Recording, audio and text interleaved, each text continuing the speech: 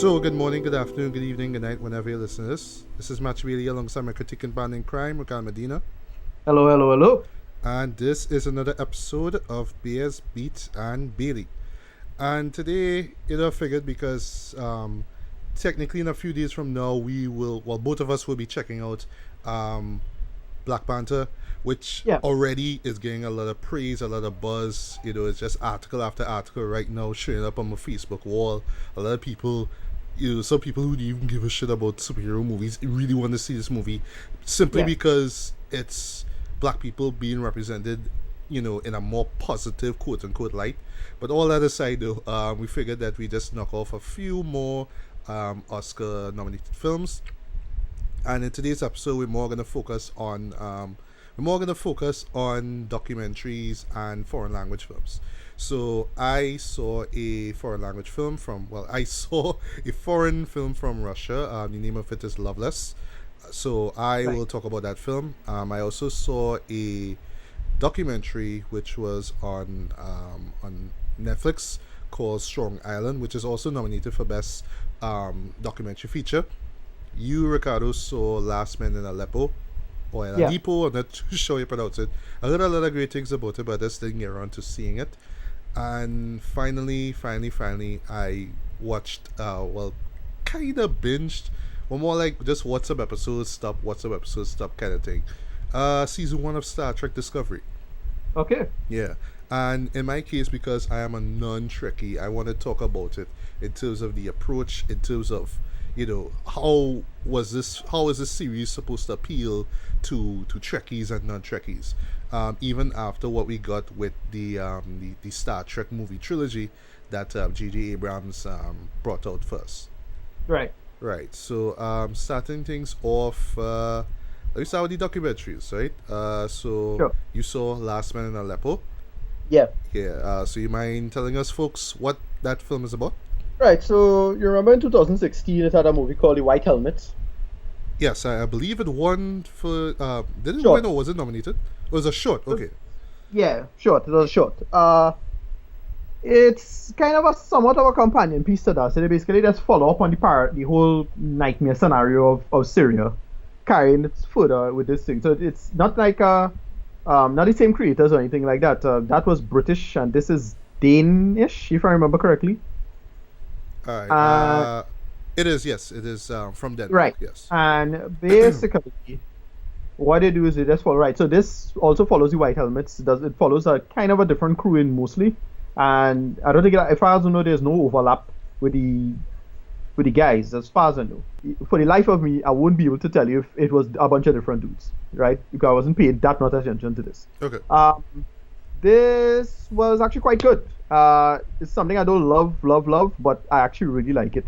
Mostly just dealing with the brutality of war and how to deal with that kind of chaos, amidst all of this going on, and all of this in the working context of the American election, and how a lot of people just stop paying attention to what's going on here because of the film. I follow the White Helmets once again, basically going through if you follow the news or you're somewhat familiar with the situation in Syria, these guys, this help out is kind of a medical team kind of help out kind of scene going on. Sorry.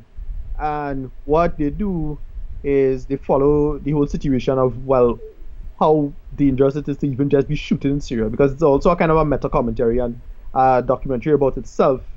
So it's slightly self-reflecting in the domain of, we could easily just be destroyed immediately because of this situation right here. Sadly, you need to be familiar with a lot of the politics, not so much the history, but just the politics and the situation going on to really appreciate this. And if you don't, it doesn't really flow that well. That's kind of my main critique. But again, if you have bullets whizzing past here, I can't really blame anybody for not doing the best possible job in making a documentary. It's well edited, well done, well shot. Surprisingly, you would be surprised that it don't look like war footage necessarily. It just looks like, they're going through a day, and then, oh shit, bullets blasting past them. It's very human and grounded, and I think that's pretty much what I have to say about it. I have nothing else really deep to talk about it, because it's something that you're really, if you're not paying too much to, if if you don't know the actual story or history of Syria itself, I doubt you could appreciate this, frankly, personally. Right.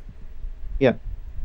Okay, so rating wise, any rating at all, or is it just like a Uh, recommendation? Check it out. I give this one, okay, so if I were to rank it in my own system, it probably gets like a low movie tongue, high CC8 around there. All Yeah, right. I'll give it that. It's good filmmaking overall, but it don't go above and beyond the Call of Duty of a documentary. It's still, this and then they talk and you get a talking head and then you get a narration and that's it. Nothing special, but nothing bad either. Right. I don't think this is gonna win the Oscar. If it wins the Oscar, I'll be really surprised. Okay. Well, on Yeah. the subject of that though, this one here that I saw, I would say has a strong, get it, chance of winning. The name of this film is Strong Island. Now, going into this, I had no clue what it was about. It's directed by Jans Ford, I believe that's how you pronounce his name. He actually was, well, actually at the moment here, is the first openly transgender filmmaker slash director to be nominated for any Academy Award. So this is pretty amazing, actually. Um, with the assistance of his friend Jocelyn Barnes, they pretty much made this film here called Strong Island. And also, what I didn't expect from this film is how personal this movie was, because yeah, this is about the murder of Yancey's brother. It happened Okay. back in 1992. They were living in Long Island, actually, which is, well, Strong Island is like a, more or less like a nickname for it, like Crooklyn, Brooklyn, that kind of Right, stuff. right. He goes into detail about how they moved basically to Long Island and how it was, well, how they had to deal with gentrification there as well, because it's more like, there was a predominantly white area, well, white areas actually, and there was like these small pockets of black communities within Long Island. They just had to deal with it. What happened now is that his older brother went to this mechanic to clarify something with regards to a car that his car, sorry, that he said to repair. An argument took place. One of the guys who was inside the shop grabbed a gun, a rifle actually. Yancey's brother came out, well, and then, well, yeah, he just fell to the ground. He died there. And what was really interesting, well, kind of sad as well too, is the response by the police and by the paramedics and stuff like that. So yeah, he did die on the spot there. Also, what makes it even more heartbreaking is the outcome of it, because the guy, basically, who was accused of the crime, they basically let him off, and yeah, Right. he was white, right? So the way how this film was set up was pretty interesting because well, for what I read here, because I did a little research of it. Initially, it was just going to be Yancey just basically doing like narration right behind the camera. He would interview. Well, he interviewed his grandmother. Sorry, he interviewed his mother. Sorry, but then right there for the very beginning. Sorry, well, I should say this one time. Right for the very beginning, we see Yancey on screen, and then it's like, well, okay, this is getting even more personal because yeah, he is in front of the camera now, and he is talking, and he is just like, it's not like it's scripted or anything like that. He goes out of his way to just make sure that what he says on screen, or sorry, in front of the camera, is raw. It's how he felt at the time. If he breaks down and cries, that's what he does. Basically. So it's not scripted in any such way. It's just that he would, well, pretty much, I'm assuming that he would just let the cameraman just have the camera fixed, and he would just say what he has to say. But it's important that it's integral to the overall story itself. Um, Right. and at first, I was telling myself, okay, this story is just about this murder that took place. But, he goes deeper and, talks about gentrification that took place in New York at the time. Well, sorry, in Long Island. And just the mere fact that, just the whole racial aspect of this crime, right? Of this case, basically. Right. So, different people are interviewed as well, but essentially this is Yancey's story, even though he is talking about his deceased brother. Um, for me, the whole personal approach to it, like, I was worried about it being a little heavy-handed as well, because like, Yeah, well, that's a big yeah, risk when you do something like that. Yeah. exactly, because like you're pointing the camera, it's like, yeah, these people got away with it, and they should pay, and it's their fault, and it's their fault. And he almost reaches there, but I like that it's not just him kind of going to the camera and just calling out people for what they didn't do. At least he tries to do things. He calls one of the um, one of the district attorneys who worked on the case as well to find out if anything sprung up after the case took place back in like 92 or 93.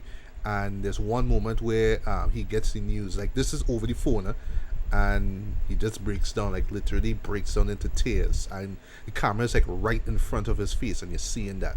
And that's just one of many gut wrenching moments in this film here. Because yeah, if you haven't figured it out by now, this is a very bleak film, a very depressing film, a very disheartening film. But to me though, is a story that has to be told, even though the approach of it is very personal. It could come Yeah. off as, oh well, this is just a crime, and the guy got away, so whatever, your loss, I guess. F the police, blah blah blah blah. But how he kind of stretches it out to really touch on just being an African American in the 90s or today basically, and how bad things could happen to them, but the white people, the white offenders basically could get away with it. Yeah. I'd say that this is how it is, and this is how life in America is. But at the time, they were just thinking about that happening in '92, and well, '92, of course, with Rodney King and all that kind of stuff, make it even more shocking. So to me, this felt like a story that just had to be told. It's just from his perspective, basically, from Yancey's perspective. Right. Um, Cinematography wise, I thought it was excellent. There was some really great shots, great use of the camera and stuff. I love the fact that I love how basically he just let the interviewees just say what's on their mind. If they stumble, if they say arms and ahs, or whatever it is, he just lets it be. He doesn't really cut away to it. That he gives them room to breathe and let them say what they have to say. The interviewee that stuck out the most for me was Yancey's mother. Just her talking about the experience, and her really talking in heartbreaking detail about when she heard about her son's murder and all that kind of stuff. And slight little spoiler, there's something that happens with the mother itself, but this is like outside of the story itself. This is just with the life of the family as they moved on. 'Cause that's another aspect of the film that they focus on, how this family has tried to move on, but it's you know you can't really. This is just something that that has stained their lives forever, and it will continue to do so. So there's a moment Yeah. involving his mother. Sorry, that was like the last nail on this coffin for this movie. Dread. I was like, wow. When you when you thought this film didn't give you enough blows to the gut, Dread, this one thing happened, and I was like, jeez, man, wow. And just the mere fact that this case is, I don't want to say unresolved, but just that the killer got away, just make that one particular moment even more heartbreaking. Um, but in closing, though, yeah, this is a strong film. It's not an easy film to watch, though. It is slow. It does drag a little bit. It kind of, I don't want to say it is pretentious, but once again, because Yancey's approaching this thing from a personal perspective. Okay, I Yeah. keep saying Yancey. My bad, my bad, my bad. Yance. Sorry about that. Yeah. So yeah, Right. Yance. So because it has this personal stance on it, this slant on it. Sorry, it could come off as like, I don't want to say pretentious, but some people might say it is in a way. But I don't think it is. I just think this is something that has affected this person for a long period of time, and you just figured, well, here's what, this is just the opportunity I have to just reveal this thing to the world. People don't know this hurt, this pain that I'm holding inside of here. So let me just get this out. You know what I mean? And Right. this is Strong Island in a nutshell. So like I say, it's not for everyone. People might be depressed, they might be angry by this, but I think this is one that does encourage a lot of talk. You know what I mean? And also, even though this case, even though it isn't rectified the way how it's supposed to, I still think this is just something that people should just be made aware of. So, while I won't say this is one of the best documentaries I've seen, for this year, for this year, because or last year even, I should say, I would still say that this is still a strong film, just not for the faint of heart. If this one wins the Academy Award, I'll be grateful for it. but I mean, I haven't seen the others, so at the moment, this is the one that I'm rooting for. So while I won't give this one a strong 4 out of 5, I'll give this one a light 4 out of 5. Okay. Just my bias basically is just that there are moments that do drag, and it does run a little bit longer than it should, and oftentimes it kind of comes off as me, and this is how I feel, as opposed to Right. how this really impacts the black community in Long Island, how this really impacts African Americans. But I just think that this is just one of many stories that just needs to be told, and for that reason alone, I would say, yeah, definitely check this out. Yeah. That's a good point because it hard to balance it by saying it's not a personal story, but at the same time, you kind of have to do the personal approach. Yeah, yeah, You're right. So it's a weird kind of thing that they pull off. Because I just always be like very wary of anytime something too close to home and the subject and the documentarian too close to the project, would it work? And it may or may not work. Maybe, especially yeah, if that was such a strong emotional tool. yeah, It's a gamble. and well, You could fuck that up. yeah, and I would say too. Well, just to comment on that, if it's about like the person in general, or like say, Morgan Spurlock with Super Size Me, famous Right. Right. example. It's about him, going through this stuff now with eating fast food for a whole month, but it's not just about that. It's about America's, I don't want to say obsession, but just them really fancying fast food. So he broadens his scope basically, right?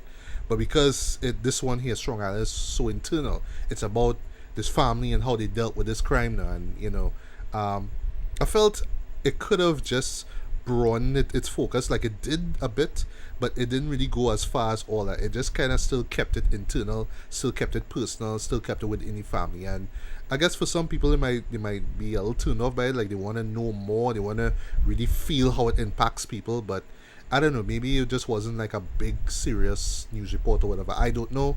I can't really say for sure, but Right. yeah, I still say this is something that just had to be made, so that literally he just had to get out of his chest, and it shows. Like when you see it, you'll understand what I mean.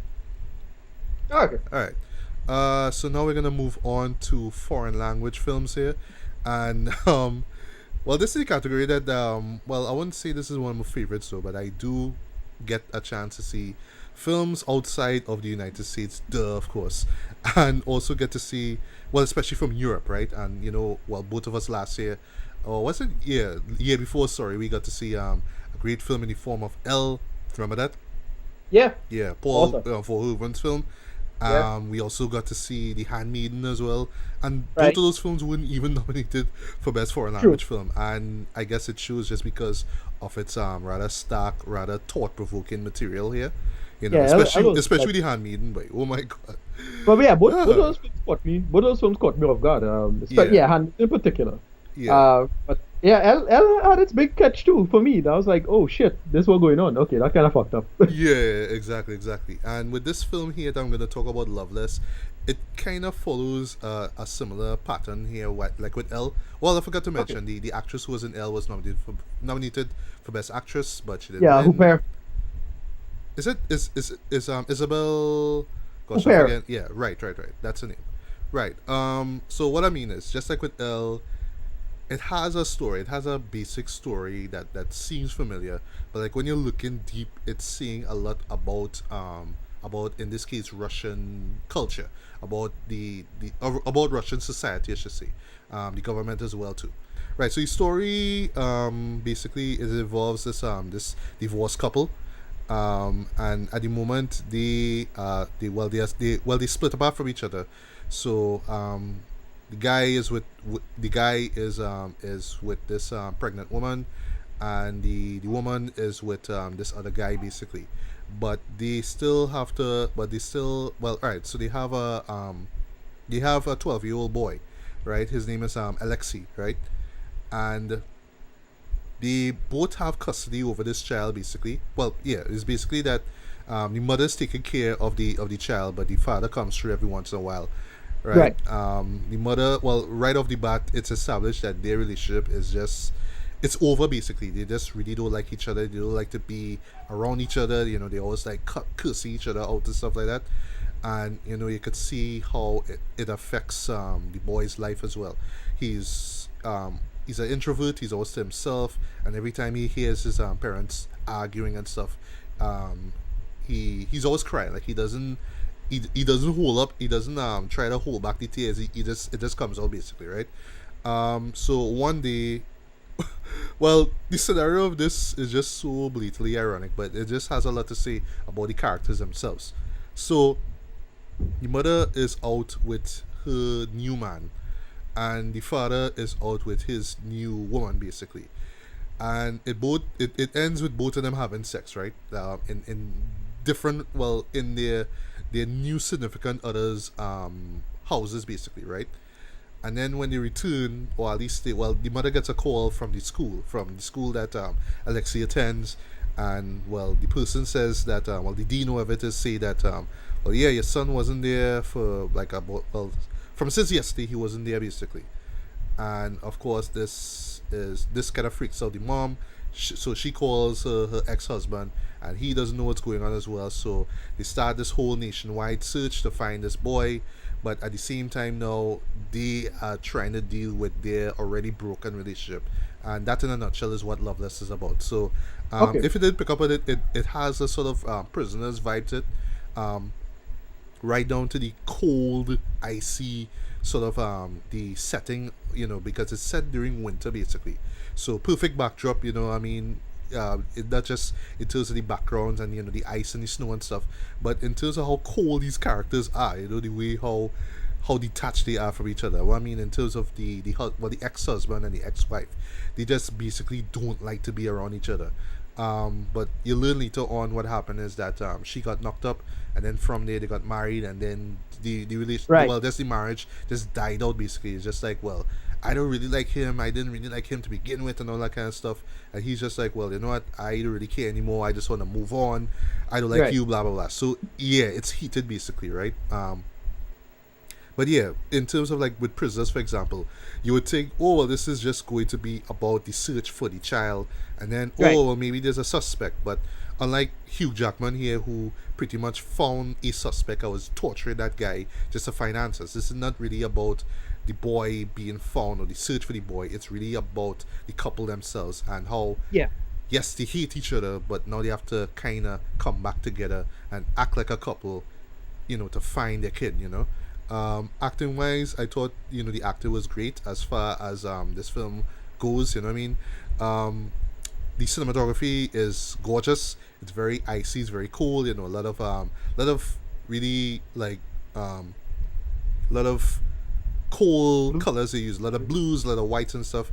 And I like how in like internal shots, especially with like when you see the guy at work, or when he's with his significant other, and same thing goes for the wife as well. It's all warm, it's all nice and everything.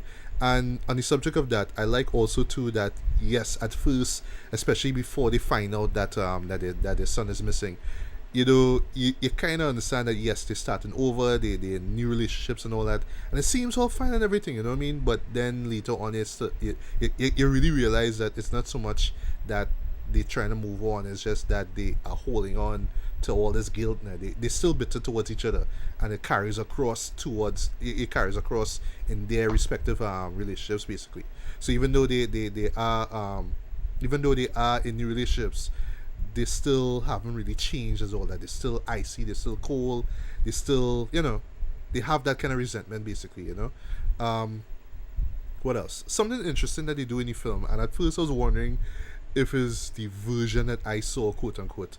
Um, they actually center out certain curse words.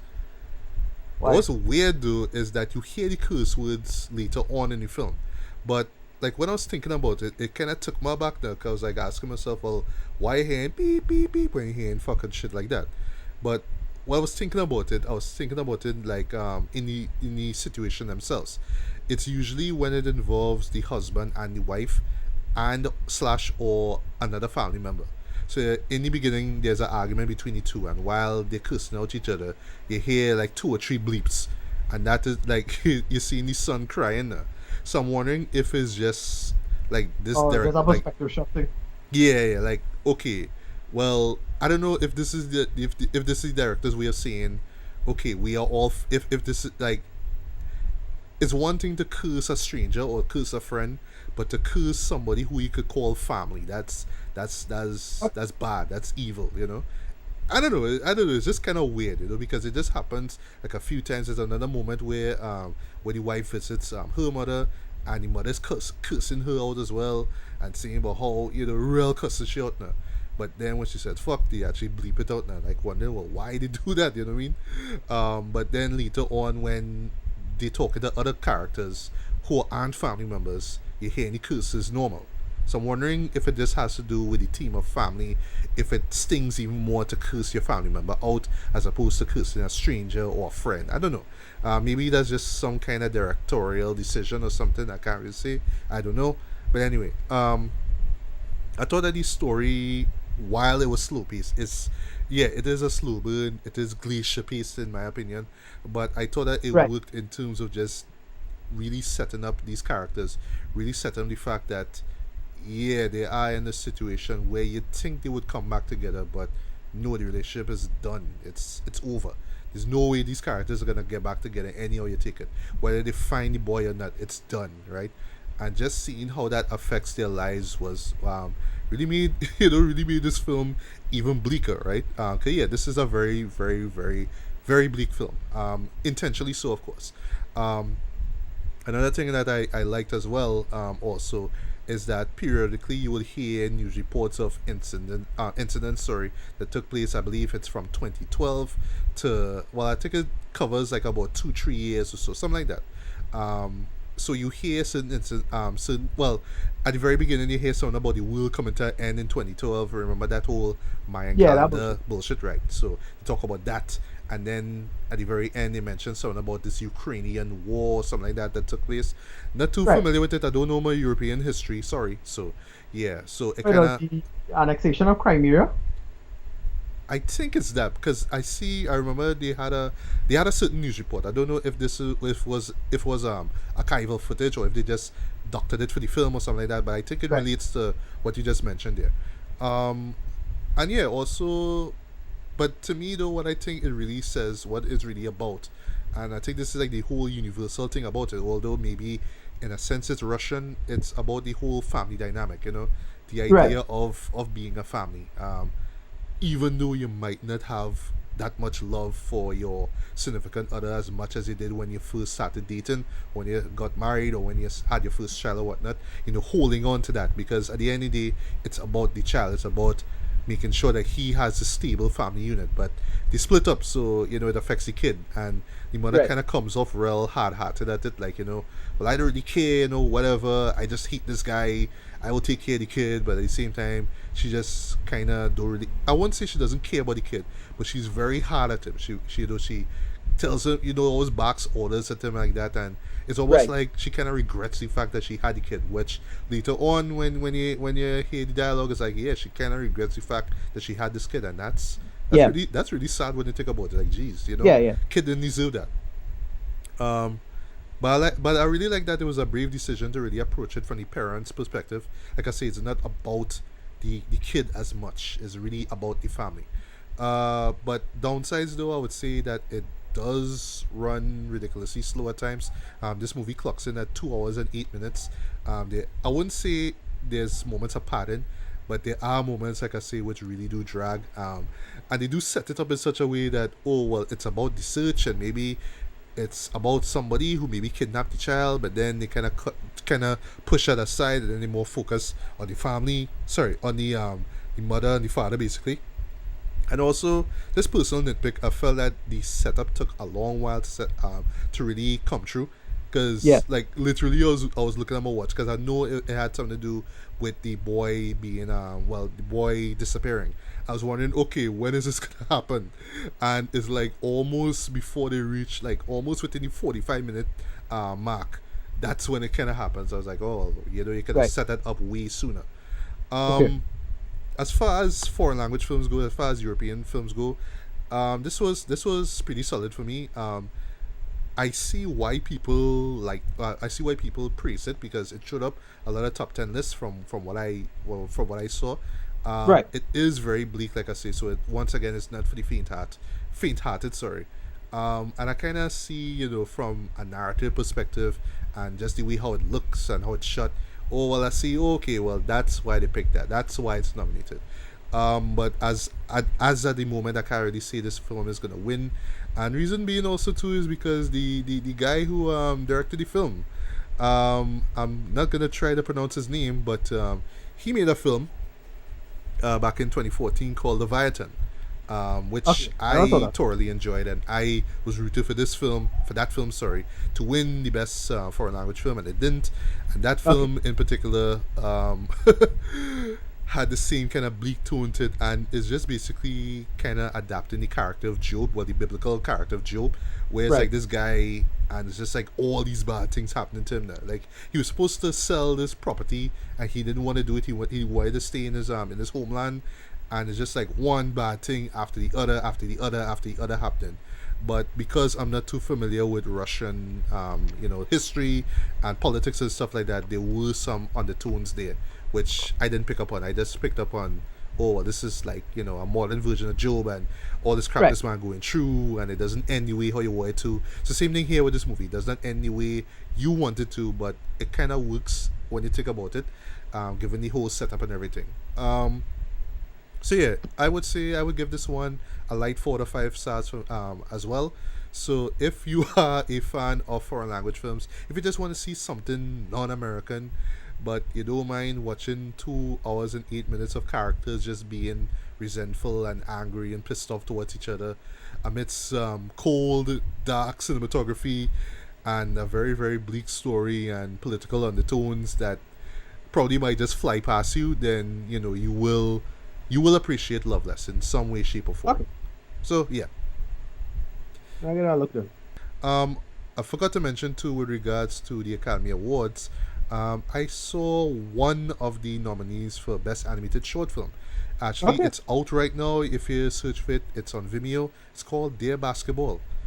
nice. And this one really surprised me though because I had no clue what it was about. But this one was created and narrated by none other than Kobe Bryant, and Okay, this pretty much is his story. It's talking about his love for basketball and how it started from an early age.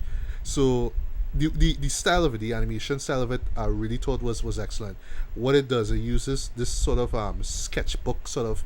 It looks like storyboards basically, like this hand drawn approach. So there's barely any colors used. So it's more like shades and lines and stuff like that. So it's black and yeah. white basically. So but every once in a while, like especially when you see the basketball jersey, it would be in that sort of purple and yellow, So it have that kind that of thing.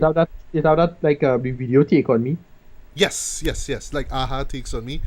Sorry, but it Yeah. it looks more like like a sketch, like a storyboard basically, but just not too detailed. Which I like, which I really appreciate. Also too, what I like is that the transition. It's like, well, this was a dream, but eventually I'm getting too old for this, so I can't be with you for the rest of my life, basketball, but I'm gonna give it my last go. And I thought that was like a really, really powerful moment. So it's not like some sort of Spike Lee he got game worship, Right. even though I was thinking about that movie, because that has a lot of basketball worship in it as well. Yeah. But it really is about that fascination, that love for the sport. But at the end of the day, you're gonna get old and you're gonna get too tired and your body can't handle it anymore, but you still have that love for it. Another thing that really caught me off guard too was the music. John Williams did the music for this. I Okay. was like, Wow. well, what? Okay.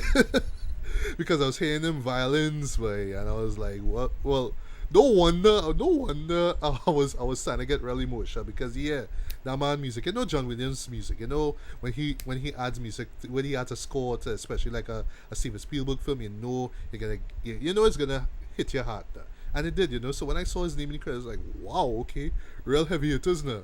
I was looking for like Steven Spielberg in these special tanks, but no, it is Kobe Bryant project. So, but it is really nice. Whether you're a fan of basketball and that, this is a great film, a really genuine film.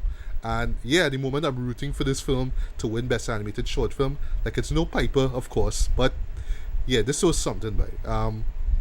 And the subject of Piper, I haven't seen any Pixar nominated Pixar films here. I don't think there are any, to be For sure. honest. Yeah, for shorts. I don't think Yeah. so. Because they went and did that bullshit before Coco instead of doing a proper movie. Yeah, Um, oh the yes, the oh gosh, the Olaf Olaf, short yeah, that film bullshit. thing, yeah. which I didn't see. Well, I don't know if you saw it at your screening. I saw it. I saw it after, but I didn't see it in theaters. Okay, so you saw it after. How was it? If you don't mind me asking. No, it's like a basically like a. It's not bad. It's just like Philip. it don't need to be before a movie, and it was too long. So it felt like they just push a pilot now.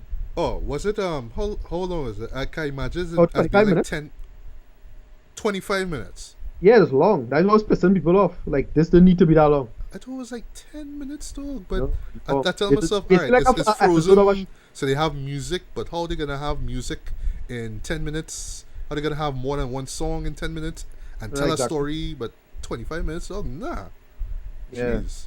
That's why so many people are pissed off with it.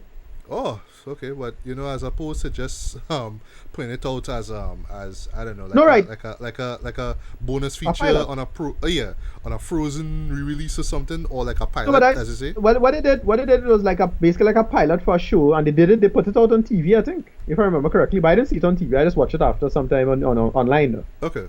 But yeah, it was just way too long.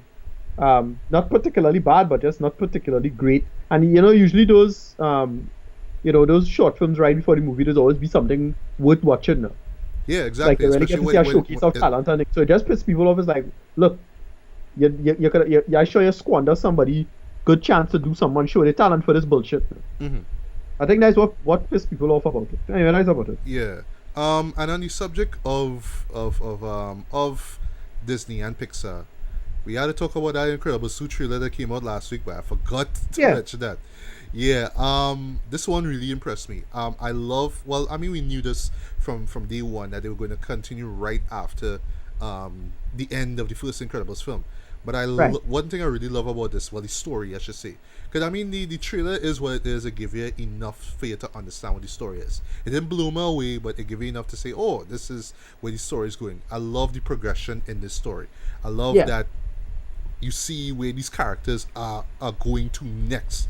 The premise is interesting. I like that Elastigirl want to do her own thing, but now the dad had to stay home and take Right. care of Jack. You know what I mean? So I love that progression of these characters, how these characters have developed, and also they still touch on the fact that do we need superheroes today? And all that kind of Right. jazz. I also like we get to see I keep forgetting that villain name, not the mole man, the that guy, the Underminer, yes. Underminer, yeah. I like that we get to see a couple of moments with him though.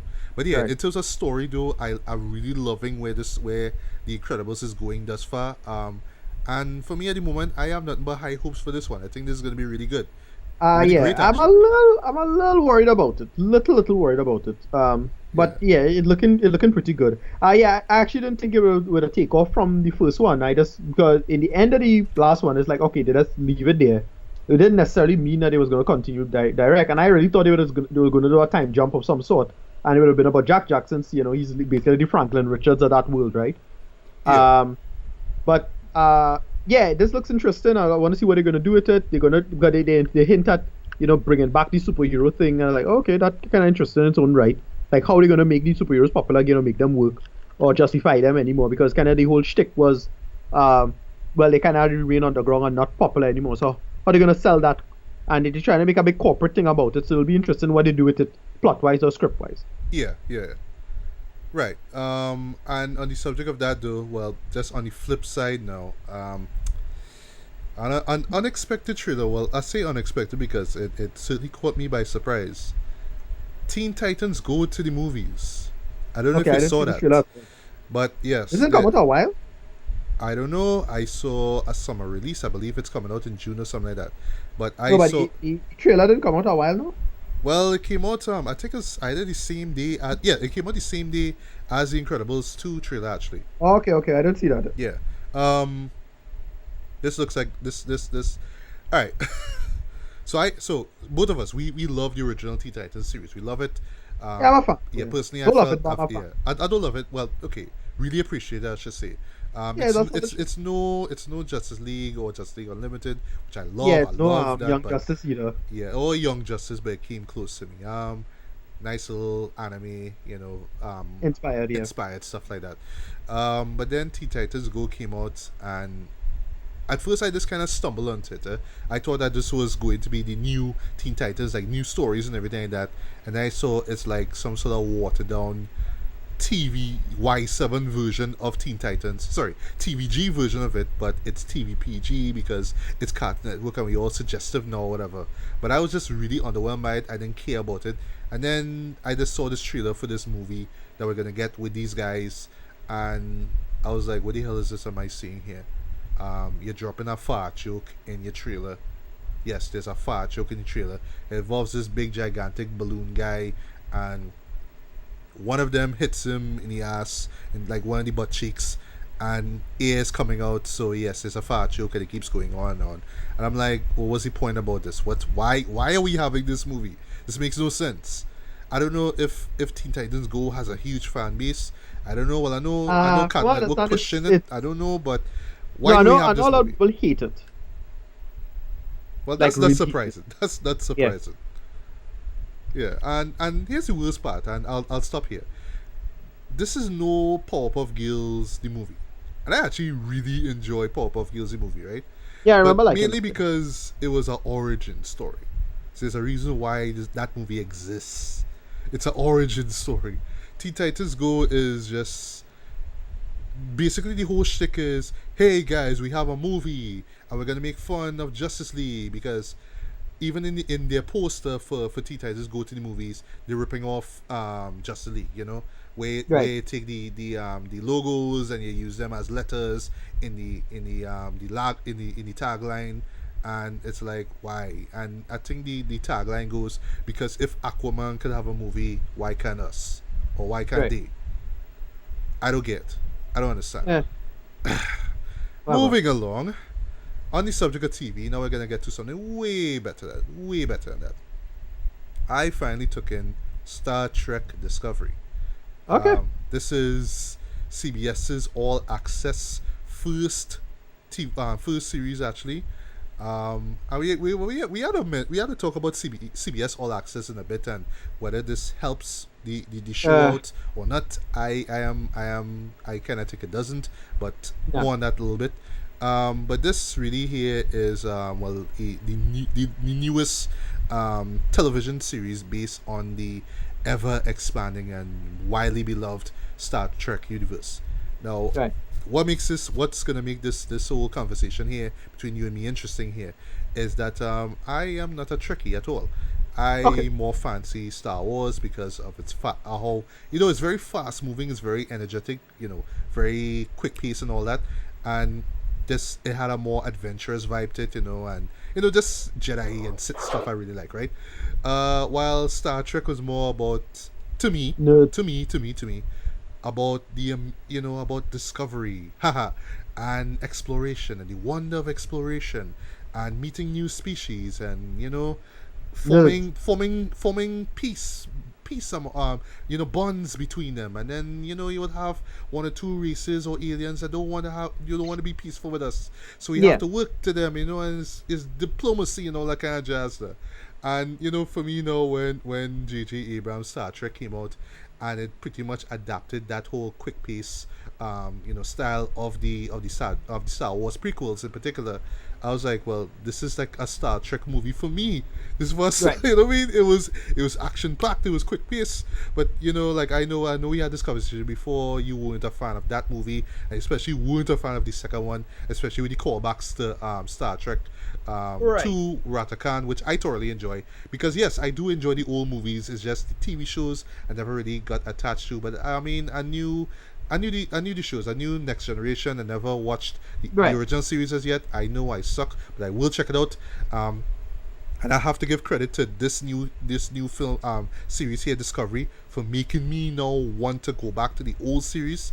But there was Deep Space Nine, which I never got into, but I heard that was one of the best in terms of the Star Trek series. Yes, it was. Enterprise I heard sucked. Voyager I heard sucked.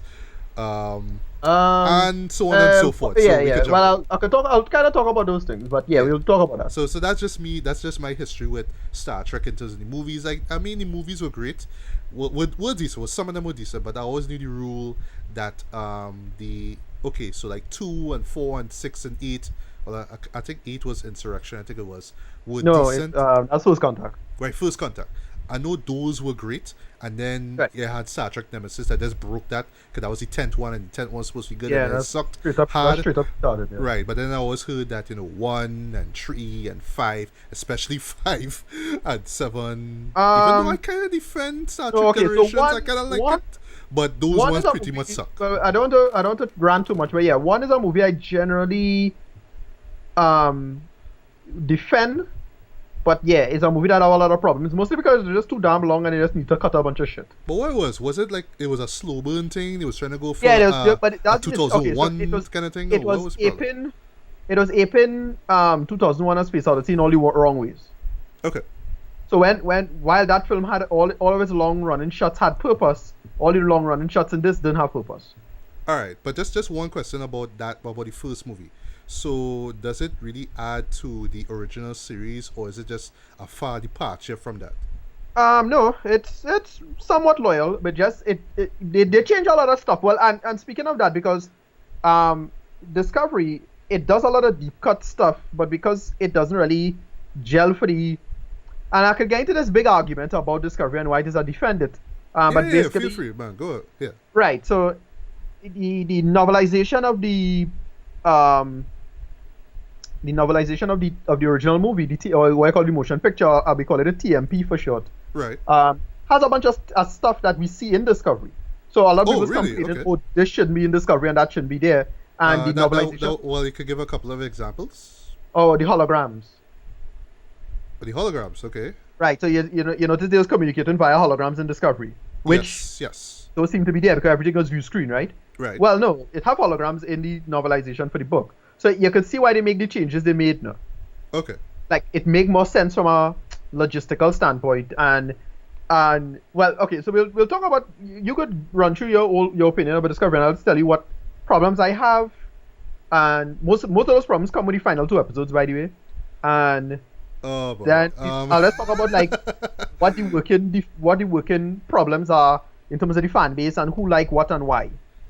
All right. Now, I'm kind of not surprised because I was looking at those last 2 episodes, and I love the setup. I love the setups for these episodes. But while I Yeah. appreciated the way how the season wrapped up, in my head I was telling myself, I wonder if the fans, like the real hardcore fans, would really appreciate it. If they'd like that, or would they be like really eyes? All right. You know? As I say, yeah, we had to get into the debate about what I think the fan base is like right now, Yeah. and where the whole term "real fans" is kind of a BS term, because you have people who call themselves real fans, but they're really pseudo fans. And I get into that argument when I was talking about it with With the I think I over. was talking about it with Claude one and earlier, when I was saying how it have a bunch of people who are not non-fans like you, Right. not too casual. They kind of know the material, but when they think about it, they don't really know the material deep cut, and they end up liking a bunch of things that when you really think about it, is actually bad Trek. You have a bunch of people who defend Nemesis in regards to the J.J. Abrams film. Like, I have problems with J.J. Abrams film, but it's nowhere near as bad as the Nemesis. And they have a Right. reason why the J.J. Abrams film exists. It's because of Nemesis. Right. My thing with Right, Nemesis, well, because I avoid it. I think because he was trying to go for some kind of edgy sort of action vibe. I think maybe is that's so- why people gravitated to it. It's well, I'll get into that I could get into the argument of why I think Nemesis was the way it was. Right. But yeah, it was like an incredibly dumb movie in almost every regard for me. So it's like, okay, the franchise dead. It didn't do well. They put it out at the wrong time because I think they put out Nemesis when I think Lord of the Rings and Harry Potter was out at the time. So it just get vaporized. I think so. Yeah. Because I remember watching Insurrection and telling myself, okay, well, this is like them going back to the old style. But I imagine at the time people would have been bored by it, so maybe that's why they went all action packed with Nemesis and Right. all like edgy. Insurrection was a film that I see it as a largely squandered opportunity because it just felt like a normal episode of the show. Yes. And my attitude towards it is like, all right, you're doing something that's normal. What the premise is that you could have said, all right, let's do a crossover with DS9 because the actual central premise had that ethical trade-off that DS9 was most known for now. Right. They should have done something like that. But again, that's the worst thing ever. Nowhere near as bad as Nemesis and Generations, and that's about it. Yeah, but I don't know. But but don't worry, I'll talk about Discovery. I don't know. Like I love the idea of generations. Like it's kind of gimmicky when you think about it now. Like if Picard and Yeah, that's what it was. I mean, and, it did that. if these two captains met for in one movie, so, how would that be? And let's no, have like, Data okay. say, "Oh shit!" or "Holy shit!" Or Right. what does he say? Generations for me was easily one of the dumbest things ever. Like again, you're going to do the big gimmick of Kirk and Picard together. Again, if it was up to me, none of that total nonsense, whatever. You know, we're already familiar with the cast of TNG. Why I need to see Kirk anymore? Whatever. But the plot itself was really goddamn dumb. So okay, I don't even remember. It's just, that's the really stupid. It's a ribbon, and the ribbon he could go back in time, and the guy wanted to save his family, and apparently Guinan was aware of what going on in the ribbon because she had those powers, and it's like, yeah, but you waste everything about what make these characters interesting, though. Right. Whatever. Okay. The thing is, the Star Trek franchise. Here's my thing. Here's my general attitude towards it. The Star Trek franchise more or less was run into the ground around the 40th anniversary of the franchise, right? That was with that's not what Star Trek Generations was supposed to signify, right? It wasn't an anniversary thing, was it? No, the 40th anniversary was around the time when Nemesis came out. A little before that. Oh, okay. And I was really worried for the franchise because Nemesis was goddamn a failure in almost every regard. Yeah. Enterprise was going to get cancelled, and I was like, okay, well, what else you have in the boat now? And it's like, wait, so the entire franchise have to get more or less reboot from scratch? How are you going to do that? Because Super Nerd's going to be like, fight it down now. Yeah, of course. But they end up having to do that because Paramount because for I understand, behind the scenes was so toxic that nobody could have come in without any other person like tying everything down now and making a big deal out of it from a contract or money standpoint. So what Paramount decided to do is say, okay, let us wipe the slate and bring in somebody from scratch and let's reboot the whole damn thing. Right. And that was end up being a good move at least from a money making standpoint, right? Right. And so and then now the franchise in its 50th anniversary actually has a proper future. The J.J. Abrams films, even though I kind of like the 2009 film. It had some dumb bullshit in it, but I generally liked it. I had fun with it. Mm-hmm. Into Darkness was dumb and a wasted opportunity, but then the Beyond was okay. Yeah, I like all three for for what they were, Right. I won't say that I hated Into Darkness, my but attitude is that, and I'm of the mind of something is better than nothing. Right? If Star Trek was failing, it would have been a total mess and it would have failed anyway. But it didn't fail. It still made money. Well, Beyond didn't make that much money, but it still did reasonably well and was generally appreciated by the fan base. Right. So I better that. And with Discovery borrows from that paradigm because Discovery is very clearly influenced by the J.J. Abrams material. Yes, it is. Clearly. Very, very. Well, to the point where it's a little annoying because there are a little too many canted frames, which are kind of fucking annoying. Boy, yeah. Too much lens flare. Hate that shit. But it gone in that direction, and again, because of the new, let's just call it, phase or wave of identity politics in the United States, you see this film reflect that. Yeah. You see this series reflect that somewhat. I talk about this in my review of why I like the show. The new cast member, Daniel from Walking Dead. Yes. Martha Green. She's great. I think she's a pretty strong lead, but she's a character I could see some people not liking, and I understand why for very understandable reasons, not bullshit identity politics reasons. Alright. I think I think I understand what you mean, right? But I'll just jump into the series. I'll run through about what it is, right? So it is set 10 years before the original series. We are introduced to, the main character here is Michael Burnham, who's played by I should be, just to clarify that. It's not 10 years before the original series, it's 10 years before Kirk on the Enterprise. Oh, okay. Right, because you see that with the finale, right? Yeah, go ahead. Yeah, right, my bad, right. So we introduced to Michael Burnham. She is the first officer, this ship here is called the USS Shenzhou. Who is led by Michelle Yeoh. Philippa Georgiou. Right, Philippa Georgiou. Right. Yeah. And right there, you get to see the relationship between the two. It's like, all right, you have to follow my orders, blah, blah, blah, that kind of thing.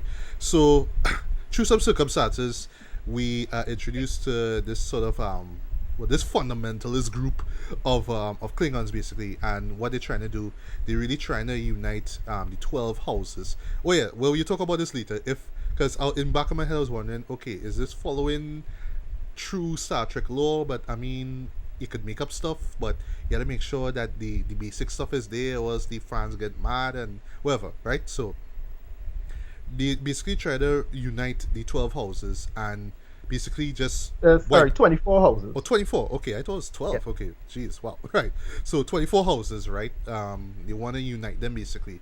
And how with the process is that you have to have at least you have to have this one leader, this one person who just dedicated to do this, somebody who everybody else will follow. And we are introduced to that person, to that Klingon, sorry, and basically they just want to wipe out the Federation. They hate the Federation. They think they all about they all lies and all that kind of stuff, right? In the process, we are introduced to, to the members of the USS Shenzhou. One person in particular who shows back up is we boy Doug Jones, who plays Saru. He's my favorite in the show. He is the best character in the show. Well, yeah. I would say Michael comes second, but Saru comes first. Michael is okay. So Michael is a bit hit or miss for me, but I'll explain the situation. Yeah, right. So continue it, right?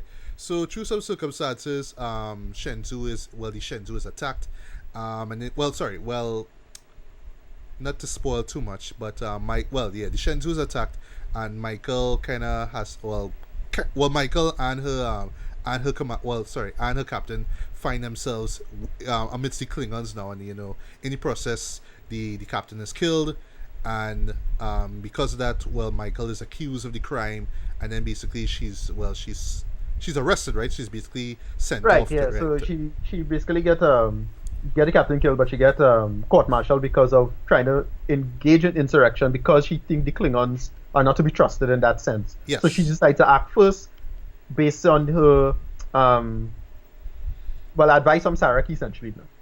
Yeah. Sarek being her Vulcan father figure basically, because basically she's what happened, right? Because basically what happened is that when she was younger, her planet got attacked, and Sarek saved her and raised her basically in all things Vulcan, but she still had a human side, of course, because she's human. So she kind of considers herself in a way half human, half Vulcan in a way. Well, right. Mentally basically, right? So while she is in prison now, through some more circumstances that I don't want to reveal, she ends up being kind of roped into this new starship, which is called the Discovery. She reunites with Saru, who is now the captain there, I believe. Well, sorry. No. First officer, I believe it is. Well, he's the second in command. Right, second in command, right? And so the captain becomes the captain's a fellow called... So the captain is Gabriel Lorca, who is played by Jason Isaacs. Yeah. And he basically is, he just basically picked Michael because he knew about what she did, and he found that very admirable. Standing up to the system and saying, if this has to be done, this has to be done. Yeah, because it's war, and we have to break rules and stuff like that. But then throughout the series, you learn that there's something going on with this guy. You're not too sure what his motives are entirely.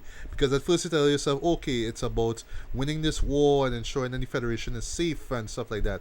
And deep down in Michael's heart, she still believes that there could still be peace amongst the two. But Gabriel is like, nah, this can't be, because Klingons are a warlike race and we have to wipe them out. And we are introduced to other characters as well. We are introduced to one guy who shows up later on through a little adventure with Gabriel. His name is Ash Tyler. He was I believe he was an officer who got captured by the he's a prisoner of war, sorry. So he got captured by the Klingons, and he was tortured, and there's a subplot going on with that. And he essentially becomes Michael's love interest. We also have Sylvia Tilly, who is like the third / you can say my fourth favorite character in the show. She's a cadet. She talks a lot. She's nervous. She's shy every once in a while, but she does what she can. She does what she can and helps out and stuff like that. And you see how her character grows and stuff like that. Especially one great moment in the second half of the series. That's all I'll say. And Another interesting character that, well, one character, or at least something about this character that I didn't even see coming. His name is Paul Stamets. He's played by Anthony Rapp. Yes. He's the engineer basically, and he was developing this sort of this means of interplanetary travel, using spores basically, right? Right. And essentially he learns how to use these spores, and he himself becomes a vessel of these spores. So yeah, Right. he more or less kind of channels the Discovery's means of transporting themselves from one part of the Right. galaxy to the And next. there's a big plot device. Yeah, and involved, it's yeah. interesting, but of course this affects him both physically and mentally later on in the series, Yes. and twists and turns and character reveals, characters showing back up again that you thought were Right. dead, and this and that and the third, and that's all I have to say about Star Trek Discovery. Right. So we could talk about. I don't mind at this point talking about the spoilers involved. Yeah, we could spoil a couple of things. You can I spoil mean, a little we bit if kinda you want. have to. I don't really mind doing spoilers at this point. It's so Discovery has the exact opposite problem with the Orville, right? I didn't like the Orville because it's way too member berries. It's way too loyal and nostalgic in all the worst ways, right? And dare I say old school? It's just way too old school. Right, That's no, what I'll talk about with this. It's intentionally doing that, which Yeah, I I really. know. Yeah, I because know, it's but like, but just not in an inspired way. It's just like, At well, all, I yeah. love It's Star total Trek so just- much, so let's just Right. bring back that old feel, the love, man, because we need that Right. in And 2017, in the right? case of with Discovery, they decided to go the opposite way, almost entirely, almost. Yeah. Almost. But I didn't really mind a lot of that. So the biggest critique of Discovery that I acknowledge, I ignore the bullshit critiques and the arguments and bad faith and the bullshit arguments of what I call half fans, which is people who these are the guys who have no problem telling me that Nemesis was good, but they hated J.J. Abrams films. I hate those guys. Right. So a lot of guys like this. They will Yeah, tell you like- some like, bullshit be honest, arguments be and they don't honest. give material. Be honest, the J.J. Abrams films are 10 times better than Nemesis. Come on. Sorry, Even I know right. that, right? Exactly. And, it's still loyal in its own way. And Discovery, let's be clear about Discovery. Discovery is understandably loyal to the material, in its own way. Yes. But aesthetically, it is different. I don't have the biggest problem with this, but I get the I real respect case, that, and actually. it I respect slightly that. bothers me. Okay, I respect that because Right. okay, well, just to stop there for a bit. For me, you can't do like what Orville's doing. You can't go back to Right. next generation and recreate everything. It's because I'm thinking about it from the time period. Like it's 2017 into 2018. We don't want to see that. Let's move on. Shows Yeah, have exactly. changed. That's my They're different issue. now. Let's And update the you could- formula. Here's the thing. It's not like it's totally like, oh well, we just need to make it dark and serious business, because back in what, 2010 or so, Stargate Universe came out. And Right. again, it's very reminiscent of that, Okay. where you either change stuff up enough where you're not coloring within the lines like say Stargate Atlantis did, because Stargate Atlantis I had problems with not being risky enough and not being that interesting. And same thing with this. This one actually doing something interesting with that central plot device, which is the spore drive. And the aesthetic, I don't really have a problem with, because what the aesthetic feels like, it clearly doesn't look like the TOS, No. right? Doesn't look like TOS. I agree. However, it does feel like a workable interpolation of Enterprise and TNG. Okay. It feels like a halfway point. That's what it feels like. That was the logic at least I saw in watching Discoveries. At least somebody making it now and saying, okay, what a halfway point between Enterprise and TNG would look like, and that's what Discovery should look like. Right? And it's terms of designs and then, but they still had to somewhat stay loyal. So you saw that final shot with the Enterprise at the end of the season. Yeah. I thought it Which was I great. appreciate. I was like, all right. I like that. But that. I actually like Tip the my look of hat, it. Yeah. I actually like the look of it. Personally, I really like the look of it. Yeah. It looks a lot like the J.J. Abrams Enterprise, but that's not a problem. I don't really have a big deal with that. But I think that's the idea, right? Yeah. Exactly.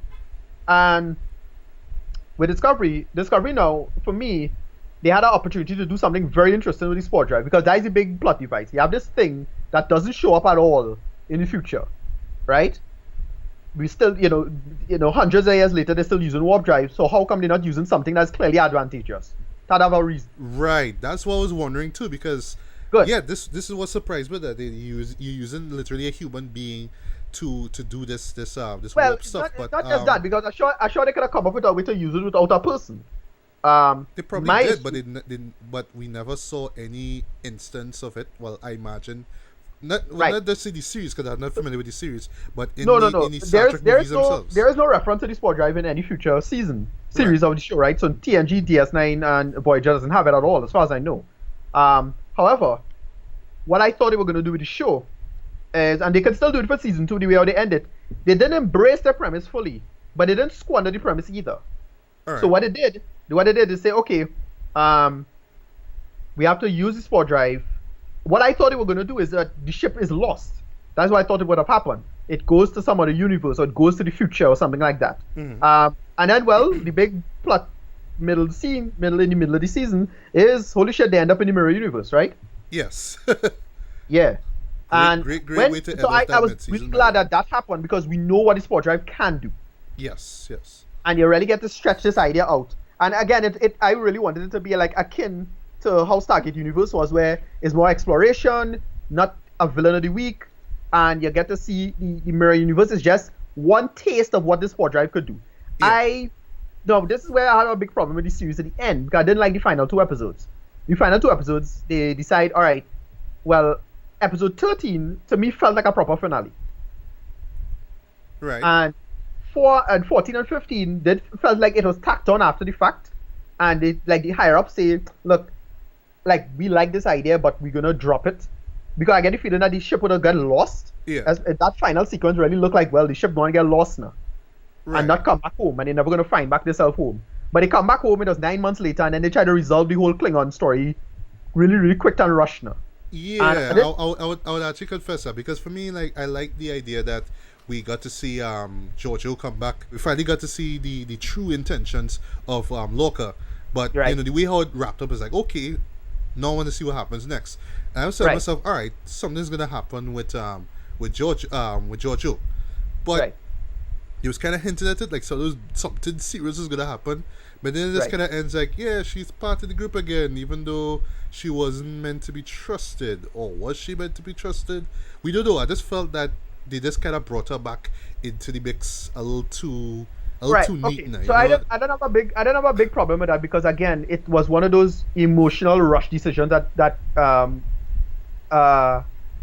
Michael Burnham made. Now, this is the big problem. So Michael Burnham, this is how I see her personally. She feels as if she's an inversion of Spock, right? Yeah, so like Spock mixed with Kirk in a way. A little 7 of 9. Like, all right, I have to make decisions, but I had to think about it logically. But I have to do this. So how I think of her is that if you so what Sisko was to Picard, she feels to Spock. That's how I feel. That's how I feel about her character. Like, they say, okay, you have a person who's a human first, and then she adopted by Vulcans. So, but she's still human because she have trauma, and so she tried to bury emotions in the worst way. But because of the Vulcan stuff, but then that ended up coming up, and she ended up making the emotional decision that she wasn't ready for, and that is really especially with her relationship with Sarek. With Sarek. Right. Well, sorry, with Ash in a way too, just the support. Right, exactly. So what they do with that, I thought I liked. For the most part, I didn't like how they resolved it, but I like what they did with it halfway through. Right. And you could talk. It's more your review of the run through, because that's more me talking about it in its whole. Yeah, but I appreciate being able to talk to Trekkie about it, like the stuff that like I would look at it and be like, okay, I like this, but other stuff I don't really quite like this, but I don't understand why. But maybe it had to do with the law or something. When you think about it, Michael Burnham is a ridiculously hard character to write for, because on the one end you have to pull off not logical decisions, but how plausible emotional decision and mental states would be.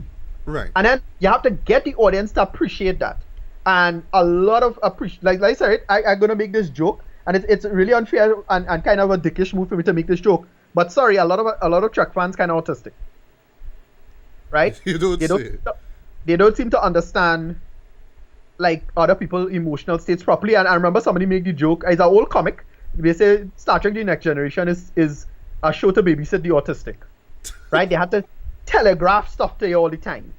telegraph. Oh boy, Telegraph, I'll talk about that in a bit, but continue. telegraph how I feel. Telegraph, and this show doesn't do that. This show just says, it just has subtle changes in face and subtle mental states, and that you have to, a good actor will get that across the camera. By the way, Doug Jones does that fantastically through all that makeup, eh? Yes. Yeah, especially when they did the mirror version of him. Yeah. That sad slave person that was bathing Michael Burnham. Mm-hmm. That guy. Yeah. It was really so they had to put layers to it. And again, it's very conscientious writing. But the fan base, sorry to say it, the fan base either operates autistically or they operate in bad faith. And we could get into the identity politics stuff in there. But the show does have genuine problems. Right. As I said, so that's my last point on the whole thing. And so for me, it was an okay finale, but a bit anticlimactic, right? I really wanted them to get lost or sent to the future or something because of the sport drive. As a whole season, it works for the most part. I didn't like that they again, all the finale felt rushed, so they let Evil Giorgio go. I hated that. Clint Howard was in the finale, which I liked. By the way, Clint Howard is a big deep cut because he was in the original series as a baby. Oh, wow, okay. Yeah, I can look it up. Yeah. Arcs for everyone. Like I like Burnham's arc, but it still rush a little bit and thing. Tyler's arc, I find they rush at the end. Laurel's arc, they rush at the end. Laurel is the female Klingon. Yeah, I remember. Yeah. Right. I like it's a little bit of a letdown in terms of world plot, but I get why they did what they did because what I wanted them to do would have really pigeonholed them plot wise. Mm-hmm. They would have had to do this, that, and the other to go forward. I wanted them to get lost. I wanted them to go to the future. I wanted them to do something. So really end it off like holy shit. We like how season 2 of not season 2 is either season 2 or season 3 of Legends of Tomorrow. How that ended. Right. Like oh my god, I want to see what happens next. But you had to wait till when? November or whatever. Yeah. Right. And with this, so to me, it's a decent enough first season to the new show. But it still haven't properly gotten its stride yet, in my opinion. And mostly because of those last 2 episodes. If the ending episode 13 to me ended almost perfectly, and they shouldn't have go back just 9 months later. It should have been like, oh, we came back to the Prime Universe, and we're hundreds of years later, or something like that. Yeah. In my opinion, that would have been a cooler finale now. But they decided to do this Klingon War thing that nobody ever have any narrative about, and they're now making sense of that. And it's like, I ain't really feeling all of that. Okay. But overall, I thought they could make it because it would have worked. Because if they had them getting lost in space, it would have been Laurel would have been on board. Lorca, the mirror Lorca kind of dead, but you ain't sure if he's fully dead. Because he fall inside the spore drive thing, but so it's possible that his consciousness could be there. Good point. That's a nice little observation there, yeah. Yeah, just like he is, when you're dead a certain way, as always don't write you off now. Yeah. I assume he did, but that's just me. But right, it's a solid assumption. It's fine if he did, but they could bring him back with bullshit science and then I start. Right. All the characters I really like Stamets. I hated that they killed Culber. I thought that was a rush kind of kill, but whatever. I thought he was a good character. That's the Doctor. Right, yeah. Neck gets stabbed. Yeah, and they just they bring it up, but they just kind of let it slide like, oh well. Yeah, I didn't like that. He wasn't himself, but right, I hated that. The man is dead. Come on, don't you do nothing? Just like let's bring him back. Let's sit with him in the cafeteria. It's all good. They can make a bigger deal out of that. Yeah, but you're right. Mm-hmm. Yeah, as I say, it definitely better than TNG first season, right? Definitely better than Voyager's first season, in my opinion. But compared to Deep Space Nine. Nah, the DS9's first season is better than this, in my opinion. Okay. But it does a lot right. It did a few things wrong, and it's more the things that are wrong is more subjective fan stuff. So a lot of people just end up defending the show. And because it exists in the age of the internet now, it's like, well, people just coming out to the woodwork to bullshit on the show now. Mm-hmm. And that is unfortunate. Yeah, I still defend the show. I still like it for the most part. Just those last 2 episodes. Again, that is my personal thing, but I get why this decision was made. I would have it cut at 13. Because I kind of weird too. Usually seasons end at 13 anyway. So why are those episodes now? Whatever. I don't know. Maybe you want to go for 16, like a Walking Dead. I don't know. But it's weird. Perhaps, right. So, my thoughts on Star Trek Discovery. First, good. Beautifully shot, like well made. Like the My God, I'm still annoyed by the whole dark, serious business approach. Like it feels like Battlestar Galactica. That's a little annoying. oh, okay. Oh, But okay. I that's get what you fine. mean. Yeah. Because this Stargate universe had that same problem. It had like I like Stargate universe, but it had no reason. It had no good business being that dark and serious business in terms of its aesthetic. All right. I'll talk about that too. But yeah, in Yeah, particular, right?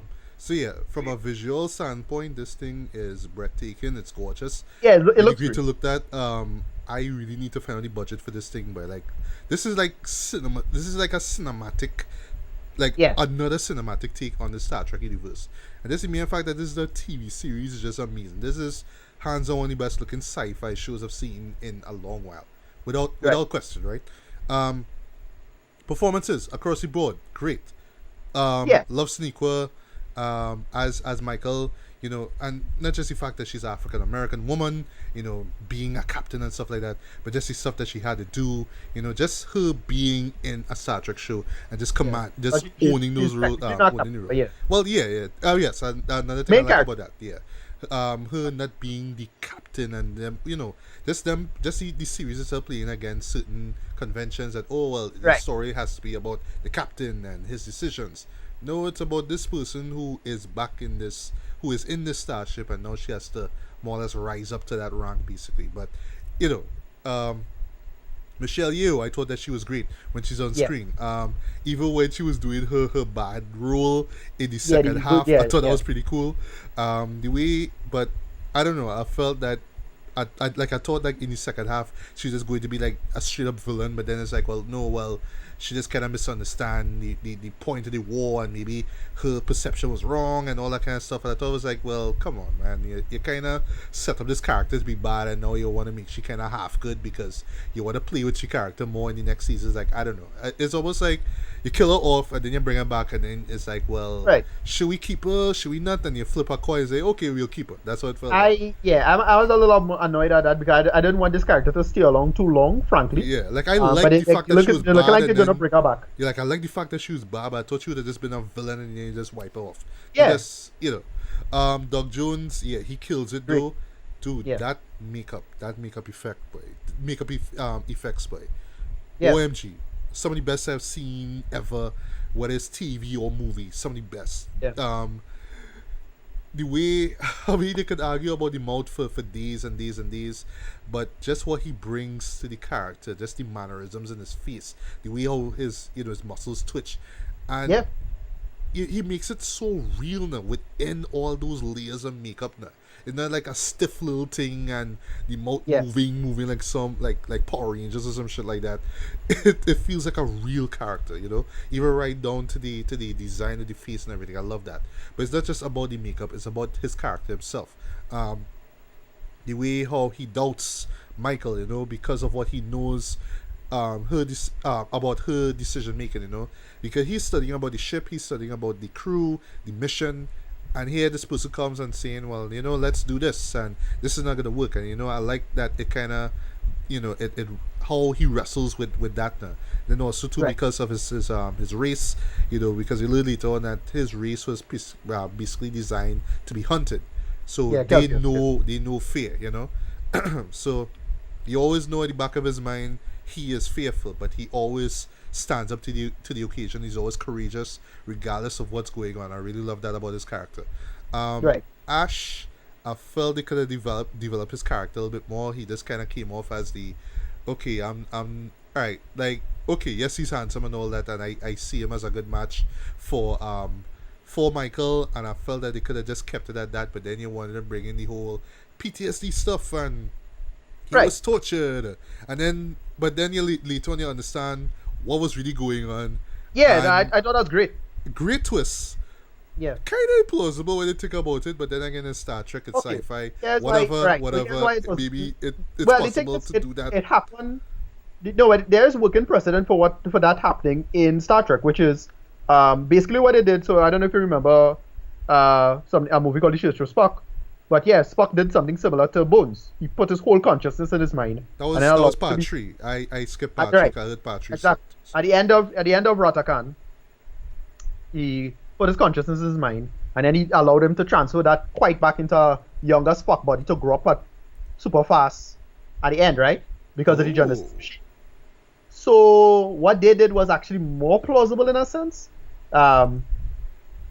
In that sense, so I don't know. Because it's just a messier version to what they did now. This is Ash Tyler. Well, it's really Vox body. They transform into a human and then put Ash Tyler's psychology above it. Right. Okay. Okay. Yeah. Yeah. And I felt the way how, like, okay, when he was captured by the dark side of the dark discovery, the mirror image of the discovery. I thought that was Right. going to be the end of it there. Then he came back and then it's like, well, now he has to battle this whole PTSD stuff. And I don't know, basically in a Right. nutshell, the way how it kind of turns out, I felt it was a little bit underwhelming. I felt they could have just kind of wrapped up his character arc for season one Right. a little bit As I stronger, say, but it was as I it was what say, it was. yeah. As I say, all the problems I had was in episode 14 and 15 because all of the stuff that I didn't like again how they wrap up his relationship with Burnham, didn't like that. Yeah, they could have been was a right. lot more for that. And just to kind of write it off, like, at the end of the day, regardless of what happened, I'm still gonna be there for you. I still love you. It's just Right. kind of cliche. Yeah. Paul Stamets, his character really surprised me. 'Cause at first he was like this Yeah. real anal character. I was like, okay, so this having Yeah. this guy be all cynical, and then I like that when he becomes introduced to his whole sporting, his Right. character changes overnight. But then I like that he wasn't just coming off as this. Oh, well, look at me, I'm comical now. This Right, thing no, really yeah, did it works, affect yeah. him. The relationship that he had with the doctor, I thought was brave by Star Yeah. Trek standards. I thought that was like a nice little step up there. The way how that character was killed, unfortunately, like, it just happened so sudden. I remember being incredibly shocked by this, but Right. like there was no repercussions. It really just like, well, Right. it kind of just happened. I thought that was yeah. also a bad move in my opinion from the writer's standpoint. And, They I could have really just thought that the doctor character was great too. The way how Exactly. he was always looking out for Paul. I thought that was yeah, a really he nice. had moment. great screen presence. Yeah. Sylvia Tilly, I thought that she was a real nice character. Every time she was there, I Right. was kind of smiling because it's so nice and bubbly. I don't know, that's just me. I like when she had to play the evil captain of Right. of Mirror of universe, the mirror thing. I thought that was a real nice moment. Yeah, yeah. I wish they could have done a little bit more with her character though, but they just kind of had those few moments there. But other than that, it was really cool. They had a great moment in that episode when Lorca, well, Lorca still pretended to be the good Lorca, right? Yeah. And she had to pretend to be her evil version. He had to pretend to be an engineer and he was speaking in a Scottish accent. Yes. Oh, I thought yes, that's hilarious, yes, yeah. yes. That was a great That, move. that was a great moment. 'Cause I was thinking, oh, your boss, so they think about Scotty. All right. Even I know what Scotty. Okay. Right. Yeah. But yeah, speaking of Loka though, to me he is like the most complex of all these characters. Right. He really, really like. This man has great screen presence, Jen. My God, every time Yeah. he's on screen, every time he's talking, it's like I am just in full attention. I just want to know what this guy is up to next.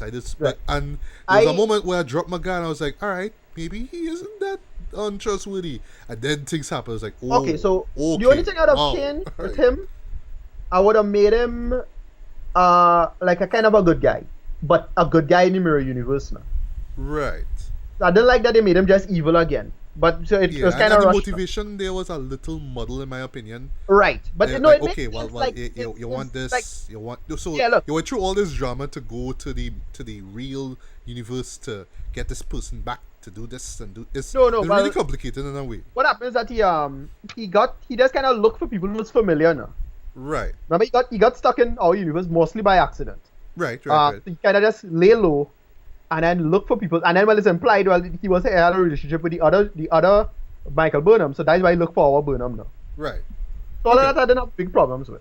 Okay. But I thought what I would have done with him personally, either two things. Either have him be Section 31 in this universe, so you understand why he behaving kind of halfway, or have him be a relatively good guy in the mirror universe. Yeah. So he's still good, but not that good, and you're really sure you want to take his side, blah blah blah. Now. Right. But they just made him outright bad guy, which is fine, and it still worked.